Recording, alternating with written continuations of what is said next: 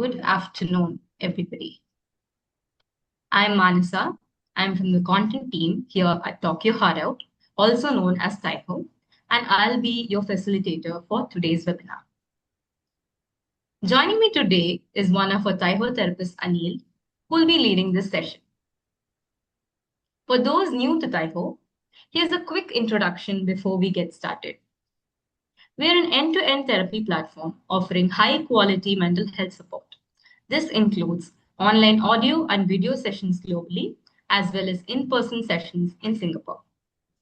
Now, moving on to today's topic. Is this healthy love or codependency? Research shows us that codependency is often more common in relationships than we might think. But as the term becomes more widely used in dating culture, it has also brought along a number of misconceptions. This has, in turn, made it harder to distinguish between healthy connection and codependency. And that's exactly why we chose this topic for today. In today's session, we'll explore how you can identify said differences and how you can move your relationships towards healthier interdependence as opposed to codependency. Can you move to the next slide, Annie, please? All right. Yeah. Thank you. So before we introduce Aneel and get started with the webinar, here are some points about the format of the session. The session will begin with a 25-minute presentation by Aneel, followed by a 35-minute Q&A segment. To post your questions, you can send a message in the chat box anytime. We'll try to address as many questions as possible during the Q&A segment. Please also feel free to engage in the chat and share your experiences with each other. If you'd prefer to stay anonymous, you can use an alias on Zoom, or you can send your questions directly to me or my colleague Prat on the chat, direct chat. Lastly, at the end of the session, we will also be sharing a couple of QR codes for the feedback form and Aneel's profile. And we also have a surprise for you. So do stay tuned until the very end. Yeah. So now I'd love to introduce our speaker for today, Aneel. Aneel is a therapist at TYHO who works with individuals, couples, and teens. With a Master of Science in Mental Health Studies from King's College London, Aneel has extensive experience as a clinical psychologist. He uses an integrative and holistic approach to equip clients with practical skills to help them create positive changes in their present and the future. We are excited to have him here with us today to talk about healthy love versus codependency. Thank you so much for being here today, Aneel. And with that, I will hand over the stage to you. Thank you, Manasa, for a very beautiful introduction. Hi, everyone. Welcome to my webinar. I'm Aneel. Right. So maybe before we begin, I just wanted to just give us an idea of what we're talking about today with codependency and healthy love. I think when we talk about codependency, I think people think it's pretty common that we think it's about being too needy or maybe loving too much, but the issue isn't dependence. That's not what we're here to focus on too much. Us as people, as humans, as social beings, we are wired for dependence and co-regulation. That part is supported in research, and that's okay. The real question is what happens to our identity to our identity in the context of relationships, our emotional regulation skills in the context of relationships, and the responsibility and the roles we play in terms of responsibility within relationships. So I'll start off with the research and what it says about codependent dynamics, how healthy relationships can shift towards codependency, especially initially, and also how codependent relationships can shift towards more healthy interdependence. So maybe before we begin with that, I'm just wondering if you guys like to either type in chat or say out loud what you guys think codependence really is, maybe where it came from, anything like that. What do you guys know about codependency?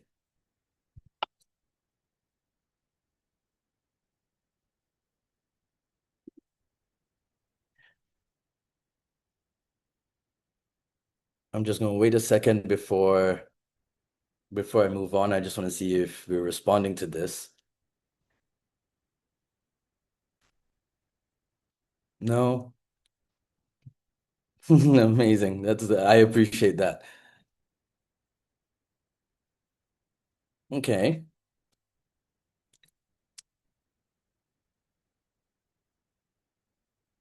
Okay. Okay, that's some very relevant responses for sure. I think we need to dive into what, for example, what being available means is what unhealthy means, and allow me to do that right now. So codependency initially originated from substance use treatment in the 70s. So clinicians noted that when people with substance use challenges, they often reorganize their entire lives around their substance use or managing their addiction or substance use. Over time, this term has broadened, and it's now very commonly used in dating culture. And it's not about, I think something to highlight. It's not about being too needy or or maybe loving too much. Really, the research today talks about codependency as a dysfunctional relationship, a relational pattern that shapes how we cope with stress and how we perceive our relationships. So, for instance, one study found that people with higher patterns of codependency, that is linked to more negative coping patterns and poor perceptions of their own relationships. So again, we're not necessarily talking about a condition or a disorder or anything like that. What we're specifically talking about here are relational patterns that develop in certain contexts. Okay, we're talking about patterns over here. So there's a spectrum that that maybe might be helpful. There's interdependence, which is what we talk about. We're going to use the term healthy relationships loosely, but really what we mean is interdependence.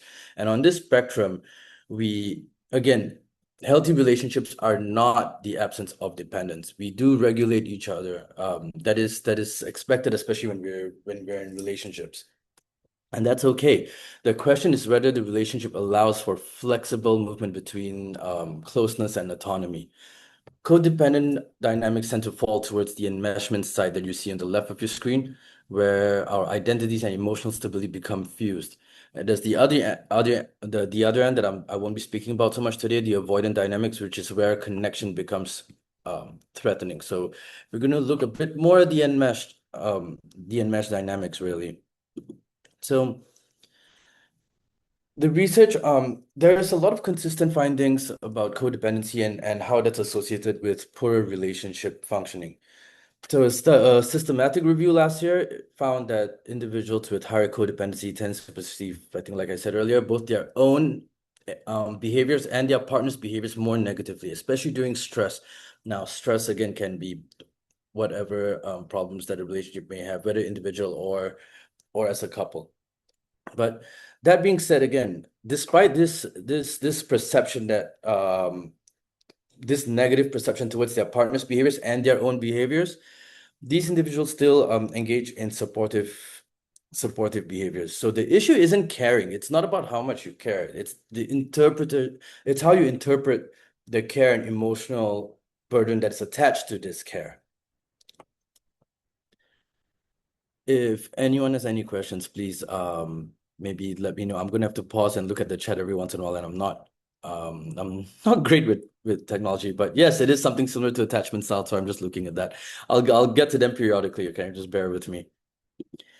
So how do we this shift towards codependency, how does this happen?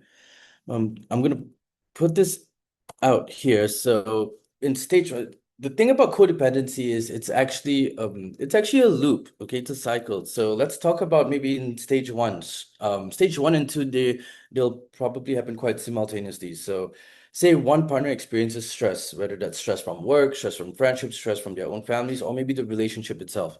That stress can be temporarily or acutely destabilize things, you maybe feel like life isn't so great at the moment. But what happens is step three.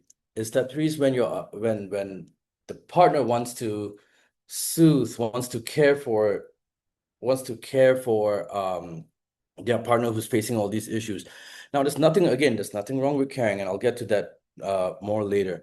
The problem is when it becomes chronic, which leads to this expectation, almost this unspoken expectation where when it becomes a chronic thing, one partner has to compensate for the other. They start reorganizing their identity around around caring for their partner, fixing their partner's issues, even if these issues have nothing to do with them.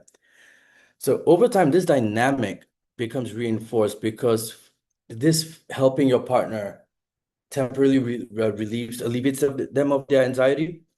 But again, this can happen in specific situations, and that's perfectly fine. And I'll give some examples later towards the end. But what we're talking about here is when it becomes a chronic issue where this becomes the unexpected nature of the relationship. I think the key part here would be stage 3 and stage 4 specifically, the identity shift. When you start expecting that when there's an unspoken expectancy of how you should attend to your partner. But there's a little bit more to that.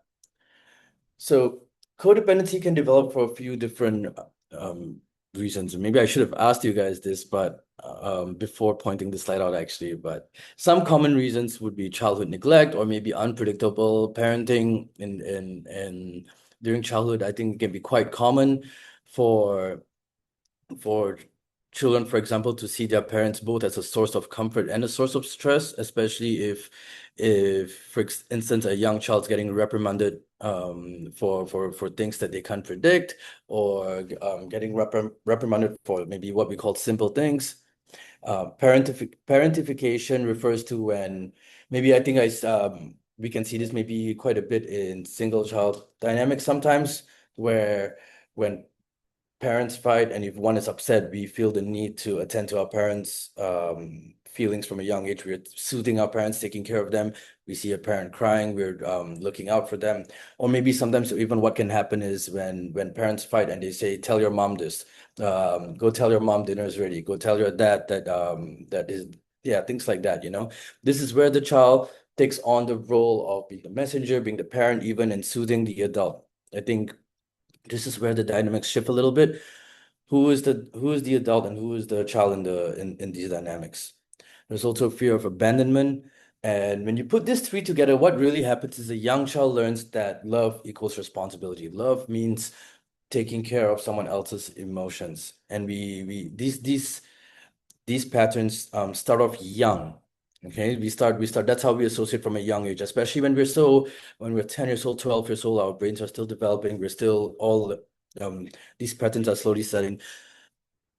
When adult relationships happen, these patterns tend to get reinforced. And so a lot of studies have shown that there are strong associations between childhood neglect, or abuse, or even parentification, or general household instability with codependency. So in these environments, what your takeaway from this slide really is that children often learn that managing other people's emotions is necessary for safety or for connection. And that's how this strategy carries on into adult relationships.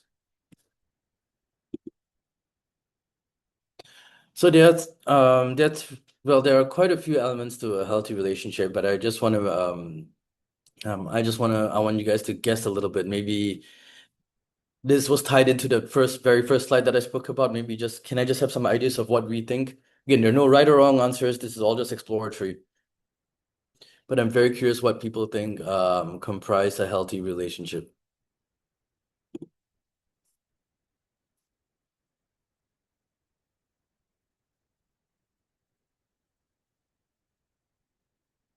Yep, autonomy and freedom, mutual respect, boundaries, where you can be your authentic self. Absolutely. Trust. Okay. Yep. Yep. Yep. Some brilliant answers right there. Absolutely. And I think, yeah, absolutely. So, okay, this is great. We will talk about I out of all of these answers are absolutely great. Split household chores, actually, yeah. That's a great all very beautiful responses, really. I love this. Yeah, that's great. Okay, so allow me to just add on to this. I think a big part is your identity. Now, we are going to see some of the things some of the examples or responses you guys gave will come up in my later slides, but as a big umbrella term, big part is our identity, where our sense of self remains separate from the relationship. If we're not in this relationship, who are we? We already wear so many different hats. We are a parent, we are a child, we are a sibling, we are an employee, we are a business owner, we are a friend. How much of the relationship takes up our identity? And then the second is responsibility, whether we understand our roles in the relationship, and again, shared roles in this relationship is the nature of this if is the health of this relationship entirely dependent on me and my mood or my partner's mood. I think that's something that definitely we will talk about in a second. And also emotional regulation, whether we can attend to ourselves, whether we can regulate ourselves, or whether the stability of a relationship depends on the other person soothing us, or the other way around. So some of the studies have shown that people high in codependent patterns often experience issues in their self-image, in their self-concept, and higher depressive symptoms. And quite often, this suggests, if we were to think about that, maybe let me ask this as well. What do you think this means when people high in codependent patterns experience issues in self-concept and higher depressive symptoms? What does that really say about their identity? Just a quick one.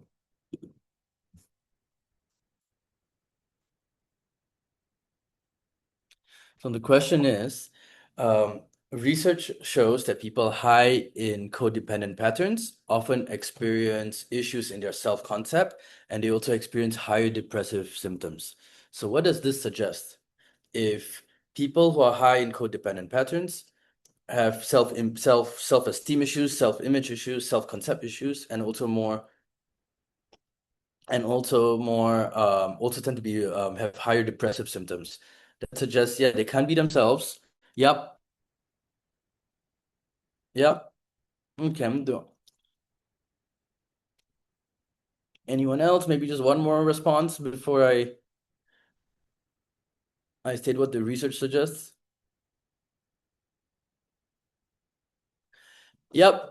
Okay, we're getting there. Absolutely. And that's yep, absolutely. So that really is this means is that your identity becomes intertwined with the relationship. It's not they don't see themselves separate from the relationship. They see, yep, exactly. All of these are absolutely. Yep, amazing. All right, I love this. Very I love my audience. This is amazing. So yeah, studies also show that codependent patterns tend to also lead to unhealthier coping strategies in couples. So codependency.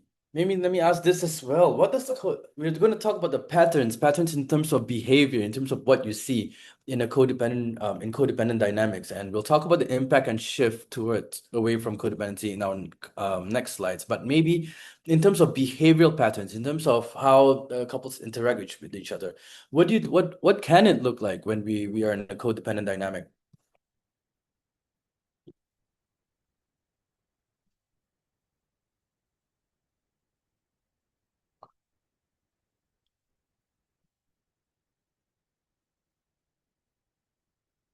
Yeah. Mm-hmm. Mm-hmm. Okay. It's hard to tell in the relationship.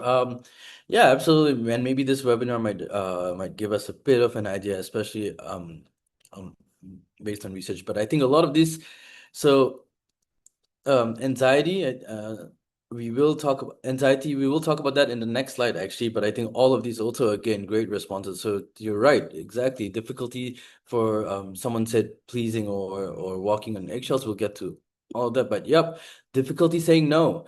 Maybe you find it hard to maybe you feel that you have to give in to your partner all the time. Or if your partner doesn't want to eat where you're eating, for example, and you really wanted to go this place, things like that.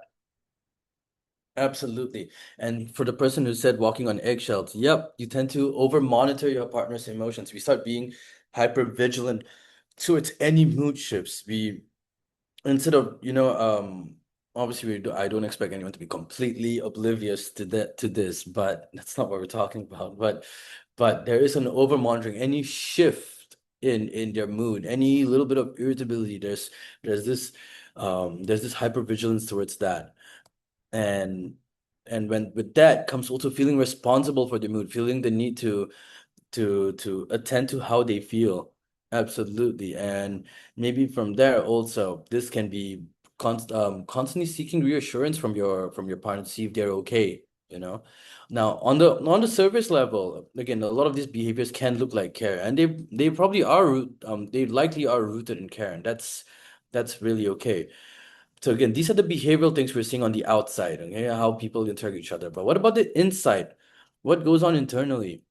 What happens when you're constantly attending to your partner's needs, finding it hard to do to finding it hard to say no to them, constantly giving in? We can start feeling depleted. I think it can be quite common for the researchers show that people do feel exhaustion, and not just exhausted for the weekend or for that week or for that fight, but this becomes a longer term thing. You start feeling a bit more depleted with the relationship. um Maybe from a behavioral pattern, one sign could be maybe not looking forward to going home. Maybe some you want to, if your partner's waiting for you at home, you're willing to delay things a little bit. You don't want to, you're not looking too forward to that nightly FaceTime call, or going back home to them. No. So this over time, this can lead to underlying resentment that could accumulate over time. Now, it's important to know we're not talking about anger or hate or anything like that. We're just talking about being resentful about um how maybe our partner we are attending to our partner's needs all the time, but they're not attending to us. Or it feels like maybe it could be this imbalance also. I feel like I love my partner more than my partner loves me, and that's not it's not fair, it's not paying off, so that could lead to some resentment over there. There's also a fear of your partner's independence, when they start having hanging out with their own friends, when they start doing things on their own, when they're having a great life outside of the relationship. You can feel like they don't need me, or they're not enjoying they don't need me in life. Life is going well without me. What if they leave me? Which again ties into the earlier things we spoke about fear of abandonment and things like that. And maybe some other things we notice as well is gradually we start spending lesser time with friends, with hobbies that we like, or any personal things that we like to that we used to do when we were on our own. So how do we shift towards interdependence, towards a more healthier love? I'll talk about the strategy in a second, but as you can imagine, oops, some of the key shifts include when we set boundaries. The thing about setting boundaries is there can be a guilt, especially in codependent dynamics. A big part of this is going to be tolerating this guilt or learning to build some resilience towards it, or towards your partner. Again, a big part of this is I should have said this at the start, sorry. But moving towards healthier relationships doesn't mean caring less. Okay. It just shifts how the care is expressed. It's a big thing. We're not saying care less, but if you notice yourself when you've been having a hard time saying no to your partner, or constantly giving in, or when you do say no, you feel guilty about that. We need to learn to tolerate that guilt. And also when we're feeling um low, when there's shifts in our mood or our partner's mood, we should be able to regulate ourselves. We should be able to have soothing techniques for ourselves, or things that we can just escape to, that is just us. We we have to allow our partners and ourselves to have our own emotional experience, and that's a big part of encouraging partner autonomy. We If your partner feels sad, you don't have to carry that load. You can attend to your partner, but there's no no need well, there's no need to carry that load, really. We need to encourage partners autonomy, and this is how we encourage interdependence. So, and finally, again, all of this, I think, was, and some of us said this in the chat earlier, all of this does lead to rebuilding your identity outside the relationship. I think in the chat we spoke about about autonomy and being your authentic self. And a big part of that is a big part of going towards healthy interdependence is rebuilding your identity outside of the relationship. So again, with all of these things that you see in the slide over here, again, the goal isn't to remove closeness, it's to create a form of closeness that doesn't come at a cost to yourself. So maybe what we can talk about is some practical strategies on how to shift towards interdependence. When we say no to our partners, can we just notice this guilt without that we feel in ourselves, without attending to it, without can we just notice without trying to fix it, trying to resolve it, trying to if we say no to a partner who wants to go somewhere and maybe we're just feeling too tired, or maybe this weekend we just want to be lazy. We don't want to spend a whole day out in the city where it's super crowded. Can we do we need to say no, but okay, can we'll maybe we'll do this later today or that or come up with some alternative? No, can we just say no? Can we notice this guilt without immediately fixing it? And similarly, on the other way, excuse me, okay, we call this micro boundaries. Okay, again, when we talk about shifting out of codependent patterns, the goal isn't to suddenly become independent or detached. No, we're talking about making just small little adjustments that we can be consistent with in how we relate to both ourselves and our partners. So again, the first thing I'd like to talk about is yes, micro boundaries, and and another key shift also is pausing this urge to fix. When your partner has has issues at work, with family, with friends, and they're speaking to you about how upset they are, can we stay present and just attend to their feelings without necessarily going into problem solving mode or trying to fix how they feel? I mean, I think some things that you can when we have this urge to fix, we need to maybe pause and then actually just ask ourselves, are these problems mine to fix? Are they mine to solve? Can I just be present for my partner? Can I attend to my partner? Maybe another way to think about this, especially if there are issues, is there a deadline to solve these problems? Can we just focus on attending to each other's emotions first? And also building self-regulation. I think if you feel maybe you've lost yourself in the relationship a bit, can we re-engage with friends, with our own routines, with our own activities? Can we expand these self-regulation tools? Can we reconnect with things or do things that we haven't done in a while? Excuse me. And finally, reintroducing your own identity into the relationship. It's a good idea to have, not necessary, but it is definitely a great way is if we want to shift away from this to to have activities of our own, you know, to have activities where we can just lose ourselves and forget about the world for 10 minutes, 30 minutes, 1 hour, just our own thing, our own little life over there. Over time, when we practice this, these small shifts, they shift the dynamic from they allow the relationship to move from I need to manage this for us to be okay. This is my responsibility to we can both exist together, even when things aren't perfect right now, even when things aren't perfectly regulated, we can still be together, you know?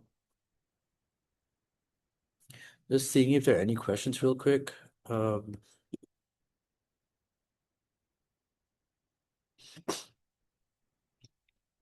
yeah, I think these responses were from the from my earlier slides. Absolutely. Yeah, you guys are pretty good with this. We've got a very insightful audience, so that's why do we do this? I'll get to this right towards the end, Sean. Thank you. Just want to know if anyone has anything to say for now. Um, but we will get to that in a second. I will get back to you, Sean. Thank you.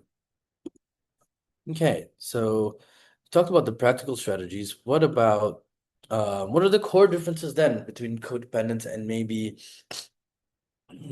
interdependence? Think we've spoken about this so much. We've spoken about this throughout our presentation about our identity, our emotional regulation, our responsibility.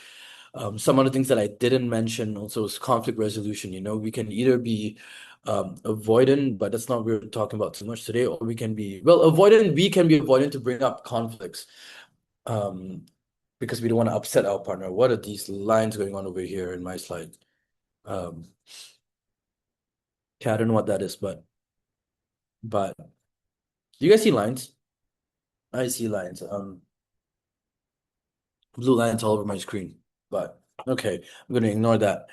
Now, again, conflict resolution. Yeah, the other three I didn't really talk about too much. Well, two I didn't talk about too much would be conflict resolution. Yeah, maybe we avoid conflict because we don't want to hurt or upset our partner when a big part of it is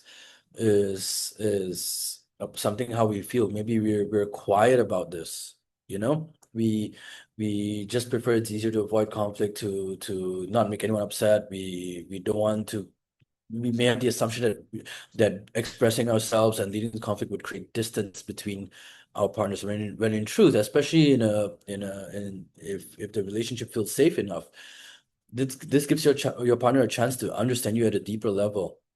But then the question, if someone doesn't feel safe in expressing themselves, is it on the person maybe? Or were there some earlier life experiences that got them associating avoidance with safety, or are the relationship dynamics such that maybe it isn't really that safe to express yourself? That's something to reflect on. But maybe when we talk about healthy relationships, can anyone maybe just can some of us try and just respond to what would relationships look like, given that now we know what codependence can seem like? Can someone just fill in the blanks for me over there?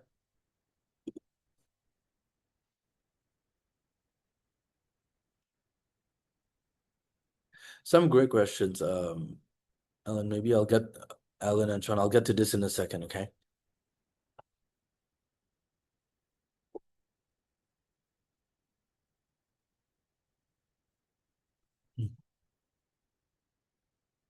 Okay, well, I'll just move on so I can, oops.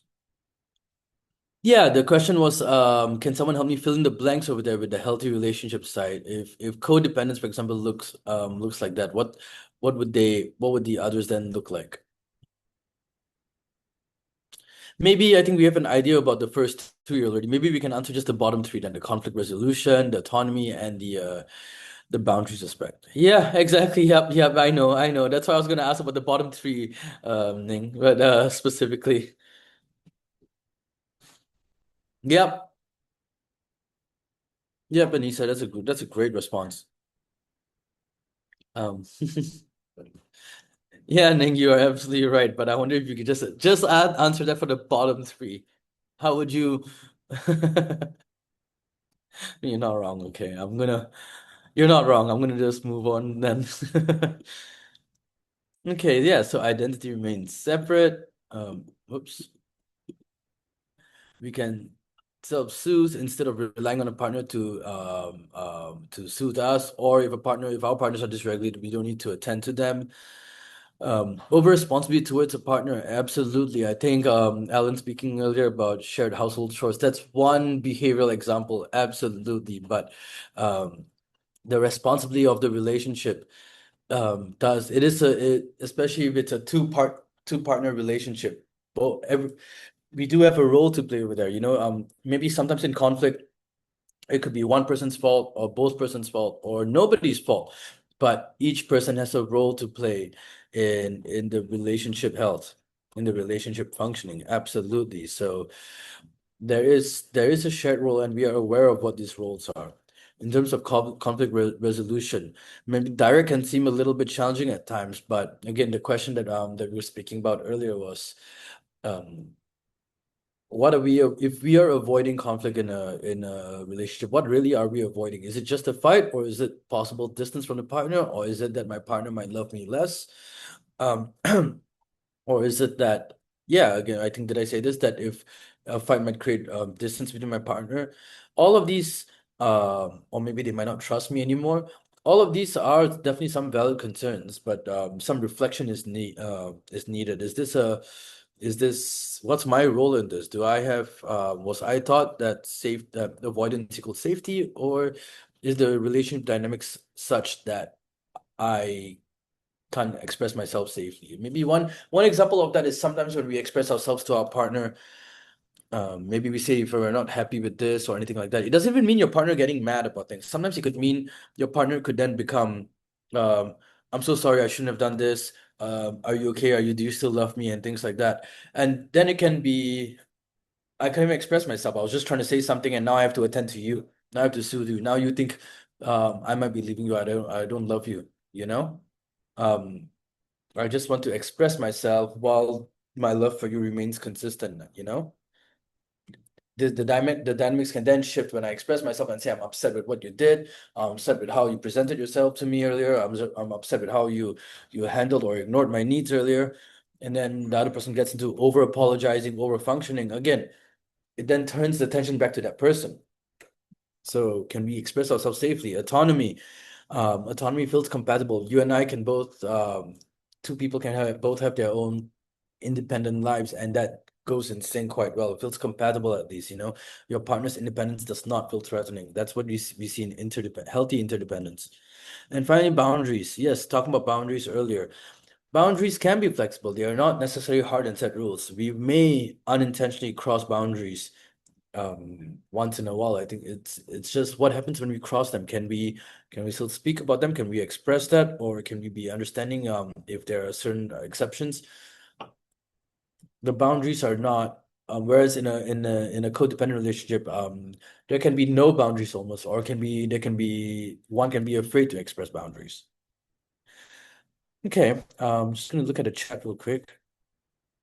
Yep, amazing. Okay, so again, not everything is codependency, though. I think it's important that we don't pathologize normal care. It's really, really important that that we recognize that, especially in times of stressful events, um, that healthy relationships do involve periods where one partner carries more responsibility. Sometimes that can happen, you know, and these times, again, can be when one is ill. We might need to attend to our partners more temporarily for a bit, you know. There's also a cultural aspect to how we demonstrate care and maybe our upbringing. I think we do need to consider this. What about also maybe temporary crisis support? Your partner is losing their job, or family members not well. Their pet has passed on. A lot of things can happen. Maybe your partner's stuck on a flight overseas. You know, there are times where these dynamics can shift, and that's okay. There's not everything is codependency, you know, and there are times where maybe we are more empath when where we need to be extra empathetic than usual, than what's typical. These are again this is perfectly fine. It's the issue is when again the difference isn't about the difference is more about whether the pattern in all of these become chronic and identity defining. A big part again is your identity. If there's anything you're going to take away from today's webinar, it's who are you outside of your relationship? How much of does your relationship um influence your emotions and vice or your partner's emotions, and to the point where what's the responsibility in attending to your emotions after that? You know, does one person if one person gets mad, does the whole relationship suffer? Is it does the health of the relationship dependent is that dependent on just one person? Yeah. Again, a big part is that would then again tie back into identity. So that is, if that's one thing you take away, it's that. But this is a summary of what we spoke about today. Okay, a healthy love would encourage autonomy, would survive and even thrive off boundaries, and also supports each person's identity. Whereas codependent dynamics tends to confuse control with care, tends to confuse sacrifice with love. You know, I've done so much for my partner. I give up so much of myself. I've been through so much, and also tends to confuse subsequently tends to confuse intensity with intimacy. Okay, well, I'm going to stop speaking for a bit. I'm going to respond to some of the questions, but thank you guys so much for your attention. I think this has been great. And for now, we'll get to this. Maybe Manasa, if you'd like to take over for a second. Yes, Anil. Sure. I'll share my screen. Yeah.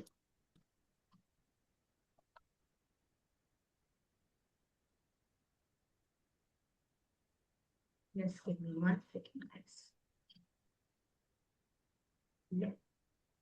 So thank you so much, Aneel, for the great presentation. I'm sure it was like really, really insightful for everyone. I personally love at the beginning, I think I really loved the different dimensions of relationship health that you brought up. And I think we also had a lot of engagement for that.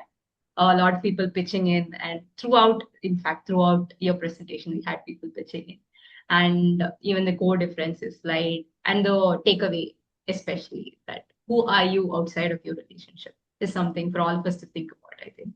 Yeah. So thank you for that. And now it's time for the Q&A, and I'm sure everybody's burning with questions to ask Anil. Before we get started with the questions, just some ground rules that are on the screen for all of you to take note of. And just a reminder that you can continue sending in your questions in the chat box, or if you prefer, you can also unmute and ask them aloud and interact with Anil directly. You can also provide more context and like engage in a conversation. And so I will be reading out questions that come in through the chat aloud, and Anil will be answering them. And if, as we already said, if you would prefer to stay anonymous, please feel free to send in your questions directly to either me or my colleague Brad through the direct chat on Zoom.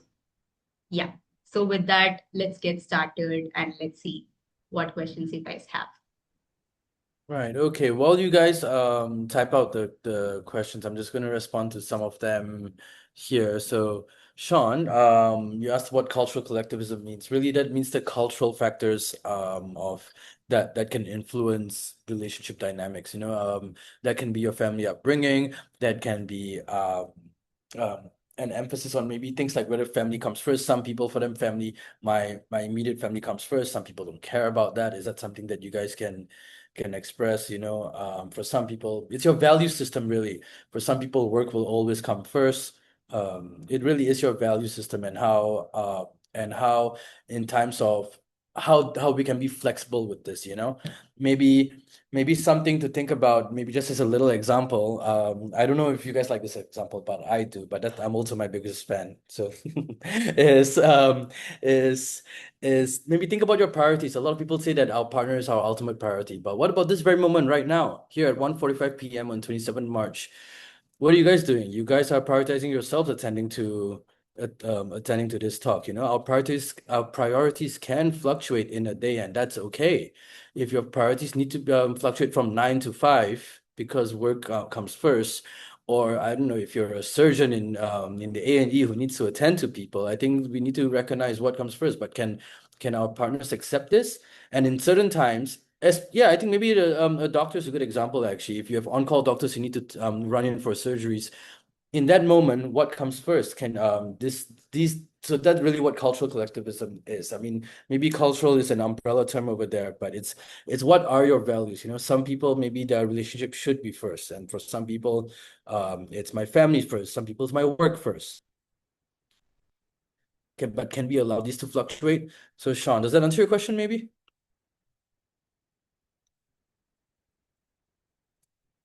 Okay. So, Alan, you asked, brilliant question. What happens when one partner tries to set boundaries but the other isn't ready? I think, again, I think it's important to recognize that when we have conversations with our partners, we don't need to have just one conversation that's one and done. We can have repeated conversations over time, gradually. It's a brilliant question, by the way. We can have repeated conversations over time where we get to reflect. Maybe I can express myself. You can sit with it and think about how you feel. Maybe if you suddenly if this dysregulates you a little bit, let the emotions simmer down and maybe come back to me. Can we where you can come back to me, or I can come back to you with a balance of both emotions and some rational thinking.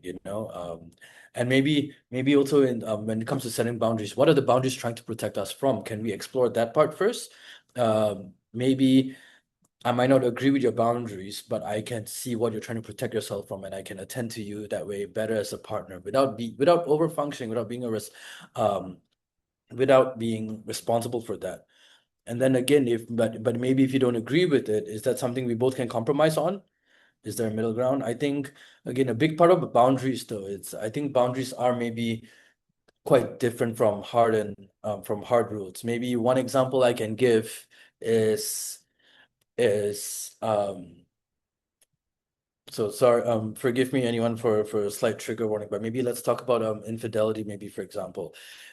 Infidelity isn't a boundary. It's a hard rule for some people. If you are unfaithful towards me, this relationship is over. That's not a boundary. But whereas a boundary which can be flexible is, please let me know what time you're coming home. On some days, what if I forget?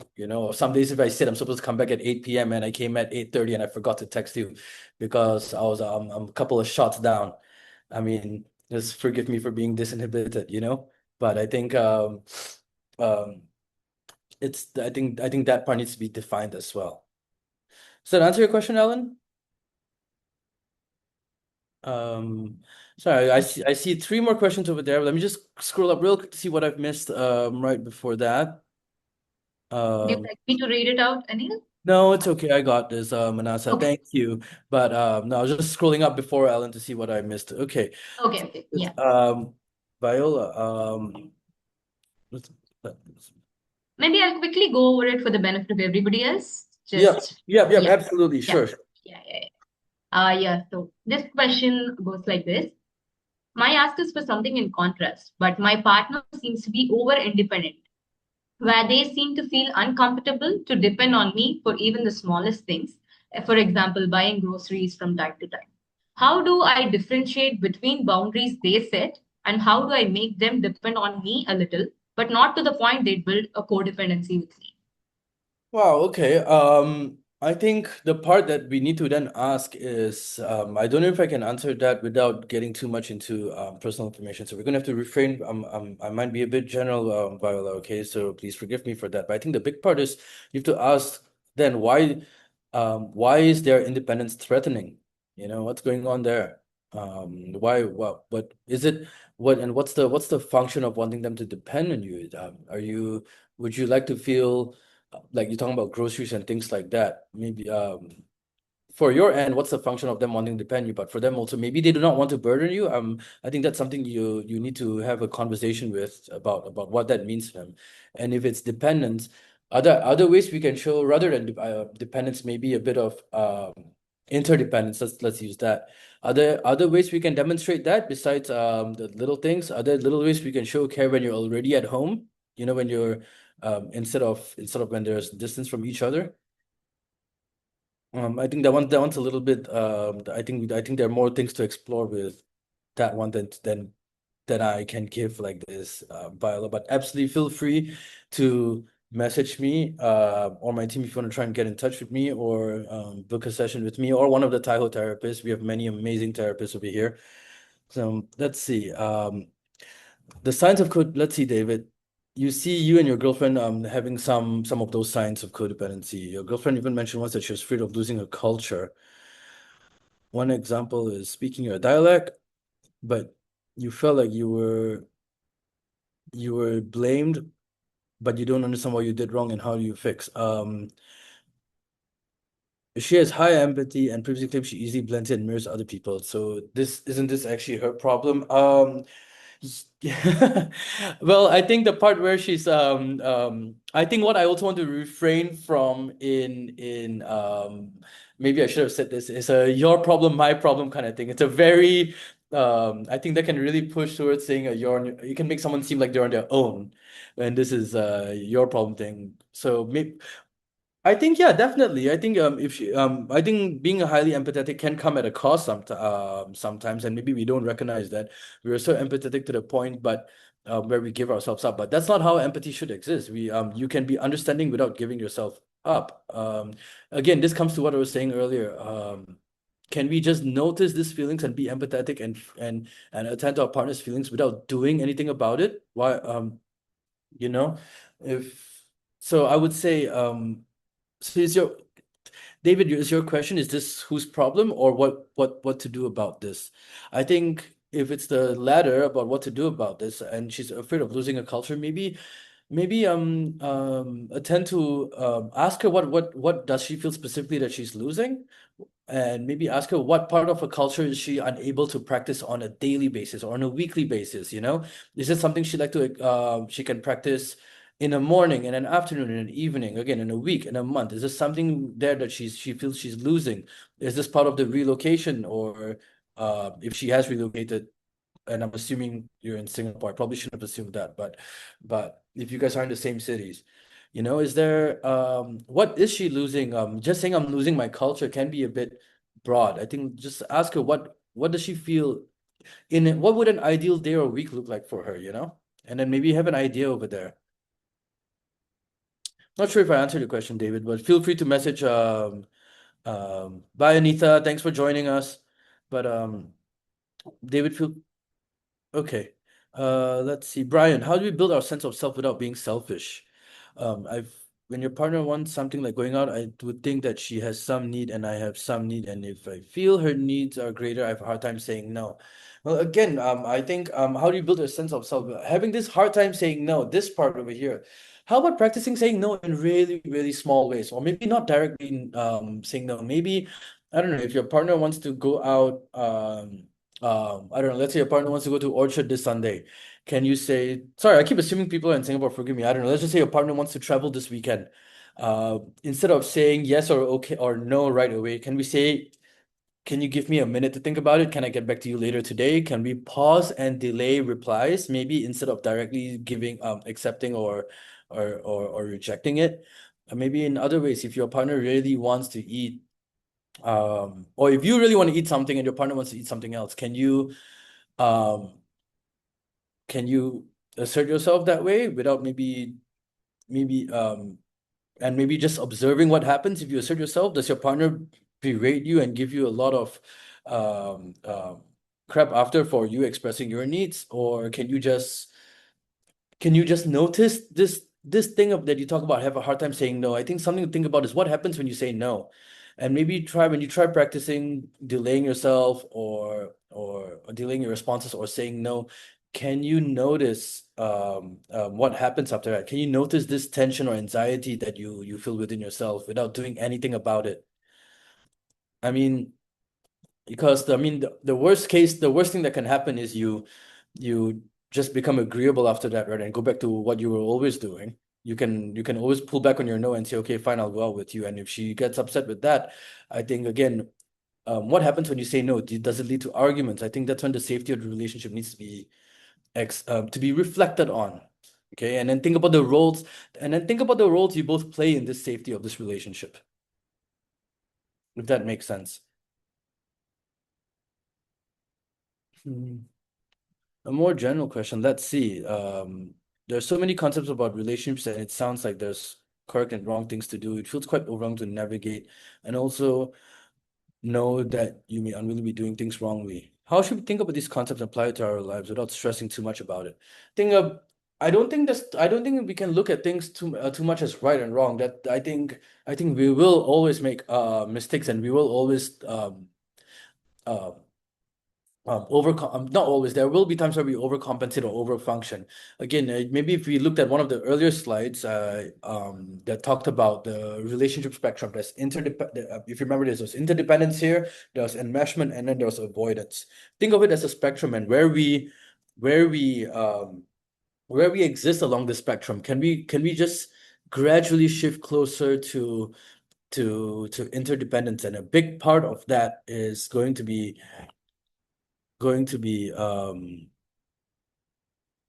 how should we think about this concept? Just think about how you can express yourself, or how you can.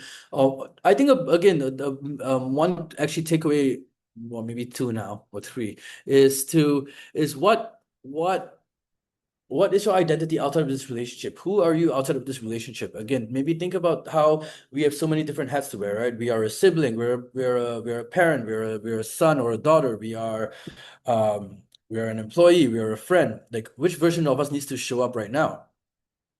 You know, in this very moment, or am I always having my partner at the top of my head?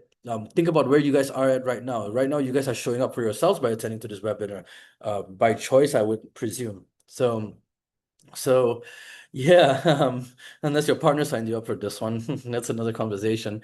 But but yeah, absolutely. So I think something to think about is what can I do to just shift towards what is my role in how much of this response how much responsibility am I bearing for the relationship right now or my partner? If I get upset, does everyone get upset or does everyone feel unsafe? If my partner gets upset, do I um does that affect our relationship function? Can she just be upset and attend to things herself, even if it's cause of me?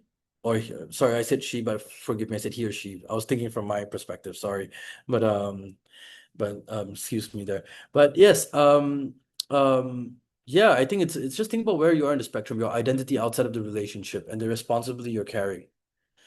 So now that you have this awareness, you need to be more prepared to enter a relationship again. But we can never be, you're right. Actually, a big part of healing is actually testing yourself in relationships again. We can do all the work we want, but we need to know how we respond to triggers again, you know? And the only way to test these triggers is quite often to be in a relationship again, or at least to start dating again.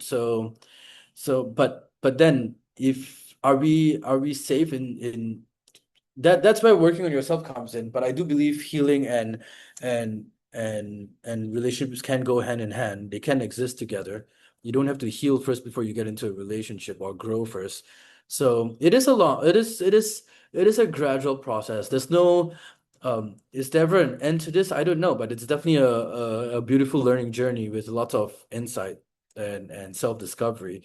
And I think testing your seeing how you respond to triggers with another partner. We will unknowingly trigger ourselves, but can we feel safe making mistakes in our relationship? Will if we do something wrong, will it be used against us, or can it be healthily expressed? Are people going to be collecting data and using the past against you over and over again? I think that just something to think about is while we do need to test ourselves in relationship, that relationship should also feel safe, um, where things aren't used against you. People can be upset without using things against you. Sean, what self-regulation techniques might help, or what type of beingness should we hold to manage our own feelings of tension or tiredness if we live together, are holding those boundaries daily and the person does not change? Well, we can't. I think we can only do so much in communicating our needs to our partner. It's up to our partners to accept or reject that, and that's something for you to reflect on. Is your partner constantly rejecting your needs? Maybe it's something to reflect there. But what can we do on our own, even if you live with your partner? Are there any activities or by yourself um that you that you again, I think one of the slides earlier talked about expanding sources of support. Maybe do you have outside of relationship, do you meet with your friends regularly? Social support tends to show there's a lot of evidence to show that social support does alleviate a lot of mental and physical health challenges. So do you have the actually social support is I think there's so many studies to show that social support can be probably one of the leading protective factors towards mental and physical health challenges. Really, a lot of evidence for that.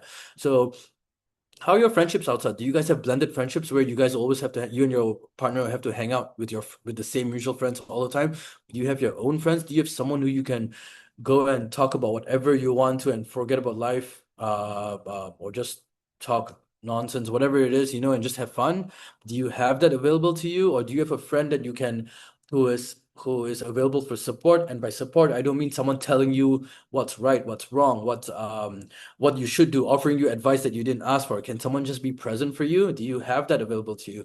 Do you have your own internal sources of coping? Is it the gym? Is it yoga? Is it going for a run? Is it alone time in the park? Do you have yeah, I think these are some things definitely to think about expanding your own um sources of support. Absolutely. Thank you. Thank you so much, Neil. I just want to remind everybody while the Q&A is going on and while we wrap up with the final questions, please do stick around till the end. We do have a couple of slides and QR codes coming up for the feedback to book a session with it. Yeah. So just let everyone know, I'm going to probably stay just for a few more minutes. I do have a session starting very shortly, Okay. but I will just stick around for a bit more. I think, Sean, if I think something to think about was, what does managing your own feelings mean? Do you attend to your feelings? Do you try and problem solve and fix things? Do you overanalyze? I think that's something for maybe for you to reflect on, or maybe for you to reflect on with a TYHO therapist. Uh, for sure. It's it's um these are good reflecting points though. Absolutely. I do love every one of the questions and input that every single one of you guys have put in. I think it's it's been a really engaging webinar for sure, and I have a very insightful audience. I really like that. Mhm. And I Indeed. appreciate my colleague support as well. Ellen, Prath, Manasa, thank you guys very much. Thank you, Anil. Appreciate you Anytime. guys. Yeah, it was a great session. Of course, if you guys, I'm just thinking for up to 2:05, so that's about 2 more minutes. But if you guys have any questions, please feel free to reach out to talk your heart out. If you want to Mm. ask me specifically, let them know you want to talk to me. But otherwise, yeah, feel free uh to book a session with me or any one of the other therapists. We all very um TYHO does have high standards for established therapists, so absolutely. Indeed. Yeah. If we don't have any other questions, I think we'd like to request everybody to take a few minutes of your time to give us some feedback on how you liked the session, what you liked about it, or any other insights that you have on what we can do more of. Feel free to scan the QR code on the screen, or you can also click the link in the chat box to go directly to the form. Please do take time to fill the form. We do have a little bit of a surprise at the end of the form. The next slide that's going to come up is with the code for Anil's profile, where you can book a session with him. We are offering a 10% discount for your first online individual or couple session with Anil.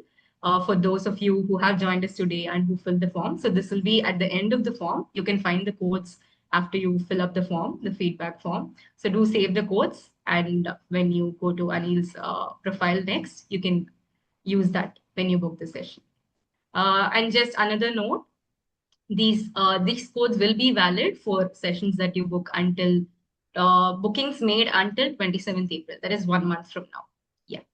And for your very first session with Anil. All right, guys. Thank you so much. I do have to go now, but thank you so much for your Yeah. presence. Thank you, Alan. Thank you, Prath. Thank you, Manasa. Okay. Thank you, Yeah. everyone, Okay. Thank you. for attending this. I really appreciate you all. Thank you, Anil. Have yourself a peaceful weekend ahead. Take it easy, guys. Bye. Bye. Thank you, Anil. Thank you, Anil.